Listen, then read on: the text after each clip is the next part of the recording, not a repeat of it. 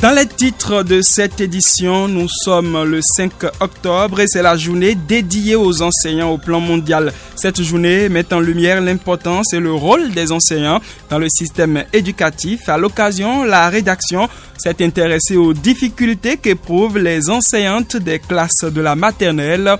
Restez des nôtres pour suivre le reportage. Pendant ce temps, l'Organisation mondiale de la santé a désormais un siège à Parakou. La cérémonie d'inauguration s'est déroulée ce vendredi en présence d'un parterre d'invités et de personnalités.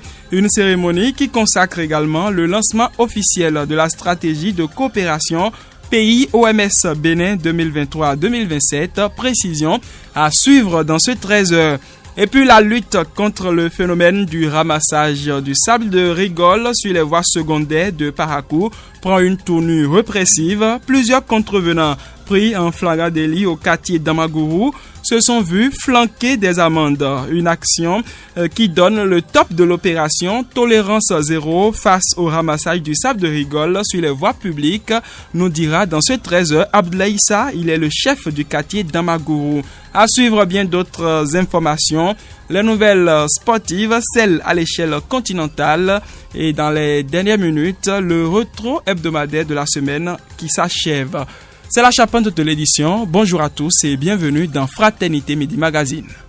Radio Fraternité 96.5. Fraternité FM. Lydie Meou assure la mise en onde de l'édition. Titre, je l'annonçais, lutte contre le ramassage de sable de rigole dans les vents à Parakou. Le chef du quartier d'Amagourou passe à la vitesse supérieure. Ce jeudi, l'élu local a ordonné l'arrestation de plusieurs de ses administrés qui s'adonnaient à cette pratique interdite par les tests. Ils ont été appréhendés par la police républicaine et sommés à payer des amendes qui s'élèvent à plusieurs dizaines de milliers de francs CFA. Le Sécu, Abdoulaye Issa, dit taper du poing sur la table après plusieurs appels à l'ordre. On l'écoute. Ça fait 7 ans en 2021, moi-même, j'ai appelé la police est venue. Ils ont demandé pardon. Quand même, il n'est pas cessé de ramasser. Ce qui est interdit aux grands, je suis la voix de ramasser les sables de rigole. Ce n'est pas du tout bon. On nous a attendu. Ils ont dit ça à la radio. Le gouvernement a dit, la mairie a dit, nous, les chefs de quartier, on n'a pas laissé. On nous a dit ça, fatigué. Mais quand tout c'est trop, il faut réagir. C'est pourquoi j'ai appelé Mosséa, j'ai appelé la mairie, pour appeler le commissaire, on les a envoyé la police. Avec la convocation, on les avait gardés là-bas pour les demander. Combien de personnes ont été prises et combien ont payé? Il y a 2 personnes qu'on les avait gardées. Mais il y a 3 personnes, il y a 2 personnes là qu'on les avait gardées, ils ont payé comme il le faut. On peut savoir combien ils ont payé? Ça commence à partir de 50 000 à 150 à 300 000 à 500 000. Mais moi-même, je ne sais pas. En tout cas, c'est demandé d'indiquer que c'est 4 000 qu'on les avait amendés. C'est avec les camions de tissu qui sont sur le journaliste. Camions ou tissu qui ça va traquer la masse et aller vendre. C'est ça qui n'est pas du tout bon. Désormais, c'est tolérance zéro pour toute personne en surprise en train de ramasser le sable de rigole dans les vents, avertit le chef du quartier d'Amagourou. Abdoulaye Issa appelle ses conseillers et administrés à la dénonciation pour mettre fin à cette pratique qui participe à la dégradation des voies secondaires dans son quartier. On l'écoute au micro de Jacques Dégué. Ce que j'ai à dire à ma population de mon quartier, si jamais ça attrape encore quelqu'un là, il faut savoir que c'est le tribunal qui va nous départager. Il n'y a plus à gérer. Même s'il a pris la bande là, c'est le tribunal qui va nous départager. Et je dis à un père de famille qui laisse ses enfants ramasser sable de rigole, qui la voit, il doit savoir qu'elle-même, il y a des problèmes avec nous. Et je dis encore à ma population qui veut le développement, celui qui veut le développement, il nous qu'à nous aider, ces cas-là, pour nous aider. Quand quelqu'un veut ramasser le sable sur la voie, il nous qu'à nous interpeller, nous, on va interpeller, il a signé. Et je dis ça à mes conseils. Quand ils voient quelqu'un aussi comme ça là, ils n'ont qu'à les attraper. Ce qui est interdit, c'est interdit. Qu'est-ce que ça crée réellement comme dommage, comme dégâts, le fait de ramasser le sable? C'est pour dégrader la voie complètement. Si tu vois l'autre grande voie là maintenant, si tu ramasses le sable, la grande voie du hockey de ma Talangourou, si tu vas là maintenant, tu vas voir que ça se copie en deux. Il n'y a plus de passage maintenant. On se débile maintenant pour sortir, monsieur le journaliste. Mais après, tu fais tomber avant qu'il y ait là. On va voir comment ça fait. C'est tout, c'est dégradé que ça, c'est ça même, monsieur le journaliste. À bon attendeur Demi Mou, écho de la RAC à présent, Donatien Djeglé vient d'être nommé chef de l'antenne de Nord, bien entendu, de la Haute Autorité de l'Audiovisuel et de la Communication HAC, et pour le compte des départements du Borgou et de la Liborie. Journaliste expérimenté, il a précédemment occupé le poste de chef programme à la radio Azeke FM de Parakou, également directeur par intérim de cette radio, où il s'est fait distinguer par son professionnalisme et son engagement envers l'éthique professionnelle. Sa nomination à la HAC est perçue comme une reconnaissance de sa solide connaissance du paysage médiatique local. Il sera désormais chargé de réguler et superviser les médias dans la région, tout en promouvant la liberté d'expression et en veillant au respect des lois. On passe à cette information santé. L'Organisation mondiale de la santé, OMS en abrégé, a procédé, comme je l'annonçais en titre, à l'inauguration de son sous-bureau pour les départements du nord du Bénin à Parakou. La cérémonie d'inauguration s'est déroulée ce vendredi 4 octobre 2024. Cet événement marque également le lancement officiel de la stratégie de coopération pays OMS Bénin 2023-2027. Sibelle Lessotan-Migan a pris part à cette activité. Suivez son reportage. La stratégie de coopération entre l'Organisation mondiale de la santé et le gouvernement béninois courant la période 2023-2027 officiellement lancée. Il s'agit d'un document conjointement élaboré par l'organisation onusienne et le ministère de la Santé en collaboration avec les principales parties prenantes du développement sanitaire national. Il vise à accompagner la mise en œuvre du plan national de développement sanitaire et à contribuer à l'amélioration de la santé des populations béninoises. Le lancement de cette stratégie de coopération est couplé avec l'inauguration du sous-bureau de l'OMS à Parakou pour le compte des 4 départements du Nord Bénin. Dr Jean Kwame Konon, représentant résident de l'OMS au Bénin. L'inauguration du sous-bureau de Parakou est un témoignage de notre volonté de rapprocher l'OMS des réalités locales, notamment dans les 4 départements du Nord que sont la Liborie, le Borgou, la Takora et la Donga. Ce bureau jouera un rôle clé permettant à l'OMS d'intervenir plus efficacement dans ces zones. Il facilitera une meilleure coordination entre les autorités sanitaires régionales,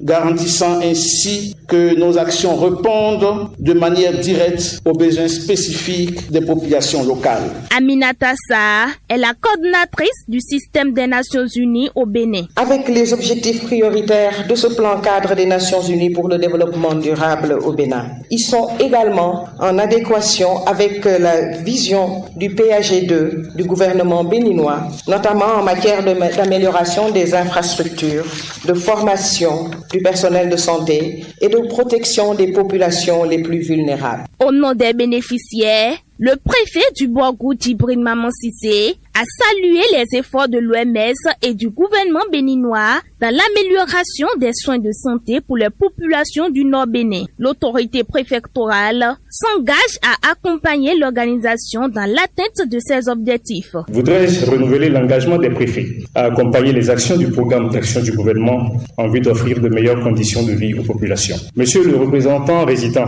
de l'OMS, je voudrais vous rassurer de ma disponibilité et celle de mes collègues des autres départements à mobiliser les différents acteurs départementaux et communaux pour accompagner le sous-bureau de l'OMS de Parakou dans la mise en œuvre de ces actions. Satisfait des interventions de l'OMS au Bénin, le ministre de la Santé appelle les bénéficiaires à une utilisation judicieuse des services à eux offerts par l'organisation. Professeur Benjamin Hunkpati. La cérémonie de ce jour apporte donc à notre secteur 2 bonnes nouvelles. Le rapprochement de l'appui technique et financier de l'OMS vers le nord du pays, qui certainement permettra d'accélérer les procédures précédemment mises en œuvre depuis Cotonou, et le renforcement de notre capacité de prise en charge des lésions précancéreuses. Le gouvernement du président Patrice Talon s'emploie à mettre à votre disposition des services de santé de qualité. Je voudrais vous inviter à les utiliser judicieusement. Sachez que plus tôt le problème de santé est détecté, plus grandes sont les chances de guérison et le traitement également en est moins onéreux. Un don d'équipements médicaux d'urgence et 2 pick-up flambant neufs, le tout d'un montant global de 95 600 000 francs CFA a été offert à l'État béninois dans le cadre de l'appui au renforcement de la santé sexuelle et reproductive. L'édition se poursuit, on parle éducation à présent, plus de soutenance de mémoire à la faculté des lettres, langues, arts et communication, FLAC de l'université d'Abomey-Calavi. Décision prise par le doyen de la faculté dans un communiqué en date du vendredi 4 octobre 2024. Selon le professeur Vincent Atabavikpo, les étudiants produiront désormais un rapport de recherche de 15 pages à la fin de la 3e année. Cependant, cette décision implique que les anciens étudiants qui se préparaient à soutenir les travaux doivent finaliser leur projet avant le 31 décembre 2024. La note précise par ailleurs que les étudiants qui sont actuellement en 3e année à la FLAC, de même que tous ceux qui viendront après, seront exemptés de ce processus de soutenance. Cette décision du doyen de la FLAC UAC fait suite à celle de la doyenne de la Flash UP, Université de Parakou, qui a supprimé les soutenances de mémoire au sein de cette faculté il y a quelques mois. Des réactions à suivre dans nos prochaines éditions au sujet de cette décision. On parle toujours éducation. La rentrée scolaire 2024-2025 a bien démarré dans les établissements de la périphérie. C'est le cas au collège d'enseignement général de Tinré, situé dans le 3e arrondissement de la ville de Parakou. C'est ce qu'il convient de retenir des propos du directeur du dit collège. Selon Gouda Sabi Mekiré, les cours ont effectivement démarré le lundi 16 septembre conformément au calendrier scolaire établi. Cette célérité dans le démarrage des activités pédagogiques a été possible grâce aux démarches menées pendant la semaine de la pré-rentrée. Écoutons le directeur du CG Tinré. Déjà le premier jour de la rentrée, suite à ce qui a été fait au cours de la pré-rentrée, les cours ont réellement démarré à 7 heures pour ceux qui avaient cours, puisque les enseignants avaient déjà en main leur emploi du temps, les listes étant affichées. Certains élèves étaient déjà venus consulter la liste et voir leur salle de classe. Donc au début de cette rentrée, il n'y avait pas trop de difficultés pour le démarrage. Les cours ont démarré maintenant, chemin faisant. Pour les 6e, nous avons reçu 408 élèves. En majorité, comme il y a aussi beaucoup de privés dans la zone, certains ont préféré aller dans les privés, mais en grande majorité, ils ont répondu présent. Au cours de notre premier conseil de rentrée, nous avons rappelé aux uns aux autres leurs devoirs, c'est-à-dire comment ils doivent se comporter et en respectant rigoureusement les tests, c'est-à-dire la ponctualité, l'assiduité, la gestion de classe et la préparation des activités pédagogiques avant d'être en salle et aussi le respect de l'éthique et des valeurs morales. Et pour atteindre les objectifs fixés par l'établissement pour le compte de cette année scolaire, plusieurs stratégies ont été mises en place par les responsables. Il s'agit notamment du respect du calendrier des activités pédagogiques. L'accent sera également mis sur la collaboration entre l'administration et les parents d'élèves pour une harmonisation des actions pour l'amélioration des résultats en fin d'année scolaire. Extrait des propos du directeur du CG Tinré. C'est un collège qui est à la périphérie dont nous ne disposons pas de toutes les commodités, comme par exemple l'électricité. Cela fait que nous demandons aux collègues qui ont cours les après-midi de 17h à 19h d'aller un peu plus vite parce que nous avons un taux qu'il faut atteindre par semaine qui est de 4,5% pour pouvoir faire les 52 semaines et avoir les 100%. Donc ces collègues qui sont dans ces salles de la 6e en 3e et qui n'ont pas l'électricité dans leur salle de classe sont tenus d'aller vite et faire l'essentiel, mais il faut quand même permettre aux enfants de comprendre et s'il y a lieu, peut-être les rappeler aux heures libres pour leur expliquer certaines activités pédagogiques. L'autre stratégie, c'est que nous avons essayé de créer le contact avec les parents d'élèves de la 6e en 3e et dès qu'un enfant s'absente, c'est-à-dire au niveau de la surveillance déjà, nous essayons d'appeler les parents pour les alerter comme quoi leur enfant n'est pas venu au cours et ces enfants qui s'absentent, quand ils reviennent avant d'entrer en salle, salle. Nous essayons de comprendre pourquoi ils se sont absentés, connaître le motif et associer leurs parents pour qu'on puisse quand même contenir les absences et les retards. Le directeur du CEG Tenri est aussi revenu sur les difficultés qui entravent le bon déroulement des activités pédagogiques dans son établissement. Entre autres, Gouda Sabi Mekire cite le déficit de mobilier, l'absence d'électricité et de clôture. Le directeur se fait plus explicite. À part le manque criard de tables et bancs, de mobilier, de salles de classe, il y a le problème d'électricité qui se pose. Nous ne sommes pas raccordés au réseau de la SPE et vous constatez avec moi que le collège n'est pas clôturé. Du coup, nous avons des difficultés à maîtriser ces riverains qui pensent que le collège étant grand, qu'ils peuvent passer à travers le collège. Donc nous essayons quand même de les sensibiliser pour dire ici que c'est un collège. Et aussi les bouviers qui viennent souvent avec les bœufs comme il y a des zèbres, nous essayons de les sensibiliser que ces bêtes-là ne viennent pas perturber les activités pédagogiques, soit de sécuriser nos enfants. Donc à cela aussi s'ajoute l'impraticabilité des voies d'accès. Cela fait que en venant, c'est un peu compliqué pour nous enseignants de rejoindre rapidement le service. L'autre difficulté, il y a que nous sommes en périphérie, il y a de hautes zèbres et nous avons affaire aux petits enfants de 6e pour les mettre en sécurité. Et à la cérémonie des couleurs du lundi, nous avons demandé aux enfants de rentrer en groupe.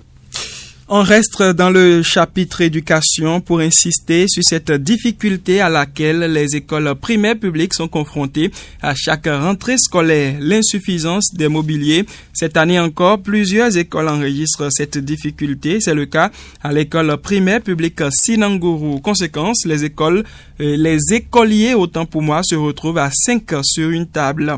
Les dispositions prises n'ont pas permis de régler le problème pour le moment.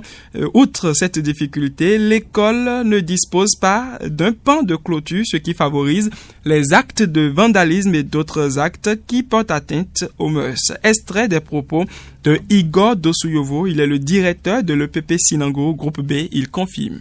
Les enfants sont assis à 4-5 sur des tables à 2 places. Il y a 5 apprenants. Et pour écrire, ils se couchent sur le sol à plat ventre pour pouvoir recopier les leçons. Parce qu'une table à 2 places ne peut pas suffire pour déposer 5 cahiers. Et puis, c'est le cahier d'activité. Et lorsque les enfants déposent déjà 3 cahiers sur une table à 2 places, il n'y a plus de place pour un autre apprenant pour pouvoir faire son devoir. Après le problème de mobilier, nous avons le problème de clôture. Nous avons une demi-clôture qui ne nous rend pas la tâche facile. Il y a des actes d'incivisme, des actes de vandalisme qui se remarquent chaque fois. L'école est souvent un lieu de rendez-vous de plusieurs tourtereaux. Tous les soirs, vous venez ici. Même les vérandas des bâtiments sont des lieux pour les ébats sexuels. Et c'est tous les jours, vous venez ici entre 20h et 0h. Vous voyez des jeunes dans les vérandas des bâtiments en train de tenir des rapports sexuels. C'est un secret de polichinelle, hein. Tout le monde le sait dans le quartier. Face à cette situation, le responsable d'établissement scolaire sollicite l'aide des autorités à divers niveaux et des personnes de bonne volonté. Suivez pour plus de précisions les propos du directeur de l'EPP Sinangourou Groupe B, Igor Dosouyovo. On demande aux autorités de venir et nous aider par rapport à ça, de venir nous donner un coup de main pour que nous puissions mettre un peu de limite à ces actes de vandalisme et d'incivisme. Nous avons un gardien, mais vous savez, c'est une grande école et le gardien seul ne pourra pas faire le travail, il ne pourra pas jouer correctement son rôle si les conditions ne sont pas remplies pour qu'il fasse le travail pour lequel il a été recruté. Parce qu'il ne peut pas être partout à la fois. Nous lançons vraiment un appel aux autorités, aux maires, aux préfets, s'ils peuvent nous aider dans ce sens pour limiter les dégâts, ce serait une bonne chose. On s'intéresse à présent à une autre activité qui se mène dans les lycées et collèges. On l'appelle l'animation pédagogique. Mais au primaire, on parle de séances unité pédagogique. Il s'agit des rencontres périodiques entre enseignants pour échanger autour des activités pédagogiques menées en classe avec les apprenants. Dans le cas spécifique de l'enseignement primaire, ces séances servent à une structuration dans l'exécution des programmes d'études et l'encadrement des apprenants. Suivez pour plus de détails Syriac Bokovo. Il est le secrétaire exécutif de la Confédération des syndicats autonomes du Bénin, section du Borgou. les séances d'unité pédagogique d'abord sont des occasions de formation et je pense que c'est 2 fois dans le mois, 2 semaines, et ça se passe les vendredis maintenant. Avant c'était les mercredis, maintenant c'est les vendredis soirs à partir de 15h que ces animations pédagogiques se font. On n'a pas toujours le temps de faire des formations regroupées. C'est pourquoi au début de chaque année, il y a des thèmes que l'INFRE envoie. D'abord, on nous demande nous-mêmes par UP de proposer des thèmes qui nous intéressent. Parce que vous savez, au cours d'une année, il y a toujours des situations qui dérangent, des difficultés. Et à partir de ces difficultés, nous initions des thèmes pour pouvoir revenir sur certaines choses, certains apprentissages afin de mieux nous outiller. C'est en réalité la situation. Et l'INFRE, au début de chaque année, valide des thèmes. Et aujourd'hui, c'est sur le plan national. Et ces thèmes-là, on essaie de les réaliser. Les unités pédagogiques, encore appelées UP, jouent un rôle important pour les apprenants, de même que pour les enseignants. Pour Cyriaque Bokovo, ces séances permettent aux enseignants d'énumérer les difficultés rencontrées dans leur classe afin de les soumettre aux autres enseignants et de chercher les solutions pour y remédier. On écoute Cyriaque Bokovo. Au niveau de chaque UP, les difficultés. Par exemple, on peut prendre un thème sur la mathématique, juste pour que ceux qui ont des difficultés à ce niveau, par exemple la manipulation, ceux qui ont des difficultés puissent, avec l'aide des aînés, puissent vraiment voir ce qu'il faut désormais faire. Donc, au lieu de rassembler tous les enseignants, qu'on donne une formation, on préfère au niveau de chaque regroupement, chaque petit regroupement, que l'on puisse voir ce qu'il faut faire pour et finir avec cette temps. Et chaque fois que c'est fait, c'est que nous renforçons les plus jeunes. Le temps ne suffit pas parce que ça fait 2 heures, de 15 heures à 17 heures. Et puisqu'il y a des séances, qui demandent qu'on puisse faire des séquences de classe. Et ces séquences de classe, il faut que les enfants soient là. J'en viens à cette information que j'annonçais dans les titres. Les enseignants du monde sont à l'honneur ce 5 octobre 2024. C'est à travers une journée qui leur est dédiée, la Journée mondiale de l'enseignant, une initiative de l'UNESCO qui a pour but de sensibiliser à l'importance et au rôle des enseignants dans le système éducatif tout en examinant la qualité de travail des formateurs dans le monde. Pour cette édition 2024, les réflexions sont focalisées autour du thème, je cite, « Valoriser les voix des enseignants », fin de citation. À cette occasion, la rédaction de Fraternité FM s'est rendue à l'école maternelle Albarika, où seules les femmes exercent ce métier d'enseignant. Malgré les tâches ménagères qui sont des charges constantes, ces femmes s'efforcent également pour accomplir au mieux la mission qui leur est assignée par l'école. Écoutons grâce au et Pascaline Nkoué, toute institutrice à l'école maternelle d'Albarika. Les parents n'amènent pas tous les enfants. Ça veut que déjà à 8h30 normalement on doit commencer les activités du sexe. Mais ça veut que des fois on attend jusqu'à 9h parce que les parents amènent les enfants tard. Et ça nous empêche tout le moment des activités. Il y a des enfants qui nous échappent parfois à la sortie. Vous pouvez être ensemble là, mais le temps de sauver un autre là-bas, il vous a déjà échappé. Et comme ça, quand le parent vient le trouver au portail, déjà quelque chose, c'est problème quoi.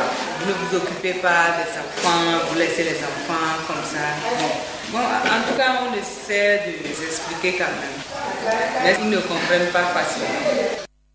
Ces femmes sont déterminées dans leur mission d'enseignante et de mère de famille, se félicite le directeur de l'école à l'occasion de la Journée mondiale des enseignants proclamée par les Nations Unies. Le directeur de la dite école n'a pas manqué d'encourager ces femmes pour leur bravoure et leur détermination. On écoute Amour Kanoussou, directeur de l'école maternelle Albarika, située dans le 1er arrondissement de Parakou.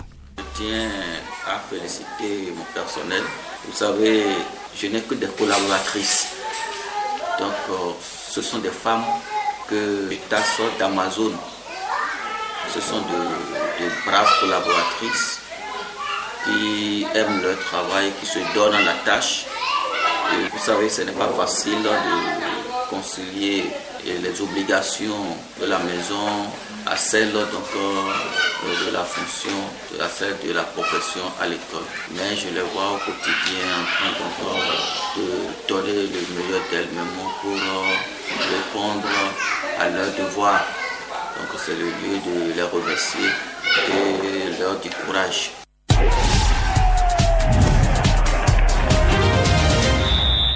On parle sport à présent et je suis en studio avec Jacques Degbé. Jacques, bonjour. Bonjour, Hilary Chabalot. Deuxième édition du tournoi de la Gani All-Star rejoint Tchatchou FC en finale. On connaît effectivement l'affiche de la finale de la deuxième édition du tournoi de la Gani. Elle va opposer Tchatchou FC à All-Star. All-Star qui a décroché son ticket pour la finale ce vendredi en disposant Barérou FC au tir au but. 2 buts partout au terme du temps réglementaire. Match disputé sur le terrain de Ganou ici à Parakou. La finale aura lieu lundi. Cette finale entre-temps prévue pour demain dimanche a été donc reportée. La petite finale qui va opposer Barérou FC et Korobororou FC se jouera demain dimanche et non ce samedi comme préalablement prévu dans le calendrier. Barérou Korobororou dimanche demain donc à 16h sur le terrain de Ganou, et puis la finale lundi entre Tchatchou FC et All-Star au stade municipal de Parakou. Éliminatoire CAN 2025, la liste des Guépards pour la double confrontation face au Rwanda. Les Guépards du Bénin se préparent à affronter les Amavubi du Rwanda dans le cadre des 3e et 4e journées des éliminatoires de la CAN Maroc 2025. Le premier match aura lieu le vendredi 11 octobre 2024 à Abidjan au stade Félix Houphouët-Boigny, tandis que le match retour se tiendra 4 jours plus tard le 15 octobre au stade Amaoro de Kigali au Rwanda. Ces rencontres seront déterminantes pour les ambitions des Béninois dans cette phase de qualification. Dans ce cadre, la Fédération béninoise de football a publié ce samedi matin la liste des joueurs convoqués pour ces 2 matchs. Cette sélection, bien que sans la traditionnelle conférence de presse de l'entraîneur Guénotre, met la lumière sur quelques nouveautés, parmi elles la convocation du gardien de l'Otopopo Tinovi Mariano, ainsi que la présence des défenseurs habitués comme Cédric Rontondi, Olivier Verdon, Fassino Rodrigue, Moumini et Sankama au milieu de terrain.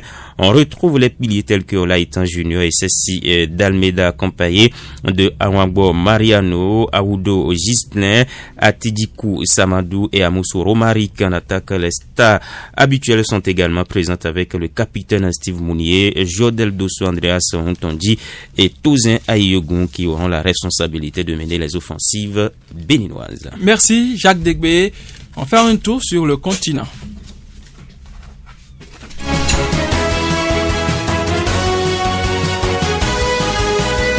Page Afrique dans ce 13h avec vous, Mansoura Tadeni Jibril, bonjour. Bonjour Ulrich. Tunisie, des centaines de manifestants appellent au boycott de l'élection de ce dimanche. À seulement quelques heures de l'élection présidentielle, les rues de la capitale ont été le théâtre de manifestations. Les manifestants, principalement des jeunes, ont exprimé leur refus de participer à cette élection, dénonçant un processus dénué de garanties démocratiques. Les partis d'opposition dénonçant les actions controversées de l'autorité électorale nommée par le président tunisien ont appelé à un boycott du scrutin. Ces décisions incluent, entre autres, l'arrestation de plusieurs candidats accentuant le climat de méfiance à l'égard de l'élection. Merci Mansoura Tadeni Jibril. Ce sera tout pour les infos du continent et c'est également tout pour le compte de ce journal. Merci de l'avoir suivi de bout en bout. Lydie Meou était aux manipulations techniques. Pierrette Adjele à l'édition, Hilary Chabalot pour la présentation. Je vous souhaite bon appétit si vous êtes encore à table. Je vous laisse en compagnie de Epiphane Chabi pour la revue de presse hebdomadaire. C'était le journal sur Fraternité FM. Frisson, passion et passion et passion.